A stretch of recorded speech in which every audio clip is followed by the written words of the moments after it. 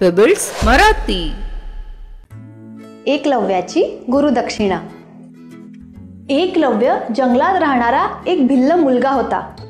एकलव्याला जगातील सर्वात महान धनुर्धारी व्हायचं होतं. एकलव्याला गुरु द्रोणाचार्यांचा शिष्य व्हायचं होतं. गुरु द्रोणाचार्यांनी एकलव्याला धनुर्विद्येची शिक्षा देण्यास नकार दिला. पण एकलव्य खचला नाही.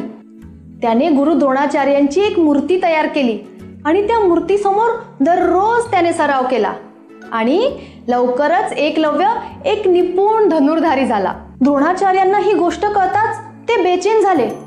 त्यांना भीती वाटू लागली की ह्या भिल्ल मुलाने आपल्या प्रिय शिष्य अर्जुनाला मागे टाकले तर. द्रोणाचार्यांनी मुद्दामच गुरुदक्षिणा म्हणून एकलव्याकडे त्याच्या उजव्या हाताचा अंगठा मागितला.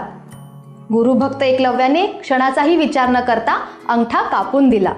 असा हा एकलव्य आजही आपल्या गुरुनिष्ठेसाठी ओळखला जातो.